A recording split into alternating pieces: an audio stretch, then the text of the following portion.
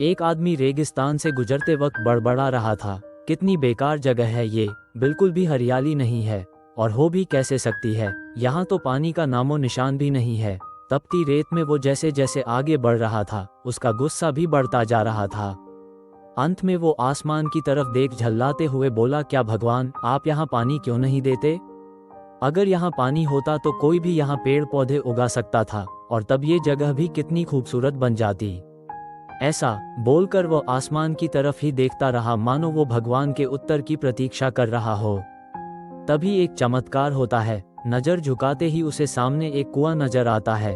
वो उस इलाके में बरसों से आ जा रहा था, पर आज तक उसे वहां कोई कुआं नहीं दिखा था।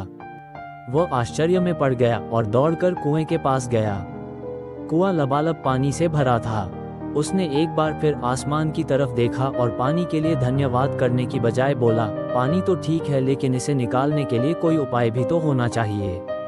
उसका ऐसा कहना था कि उसे कुएं के बगल में पड़ी रस्सी और बाल्टी दिख गई। एक बार फिर उसे अपनी आंखों पर यकीन नहीं हुआ। वो कुछ घबराहट के साथ आसमान की ओर देखकर बोला, लेकिन मैं ये पानी धोऊंगा कैसे? तभी उसे महसूस होता है कि कोई उसे पीछे से छू रहा है। पलट कर देखा तो एक ऊंट उसके पीछे खड़ा था।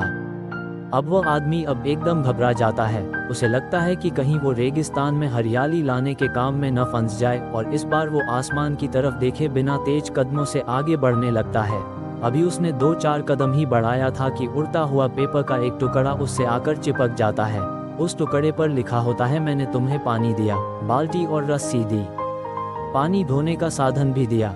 अब तुम्हारे पास वो हर एक चीज है जो तुम्हें रेगिस्तान को हरा भरा बनाने के लिए चाहिए। अब सब कुछ तुम्हारे हाथ में है। आदमी एक क्षण के लिए ठहरा, पर अगले ही पल वह आगे बढ़ गया और रेगिस्तान कभी भी हरा भरा नहीं बन पाया। सीख, कई बार हम चीजों के अपने मन मुताबिक न होने पर दूसरों को दोष देते हैं। हम सरकार को दोषी ठहराते हैं, कभी अपने बुजुर्गों को, कभी कंपनी को, तो कभी भगवान को।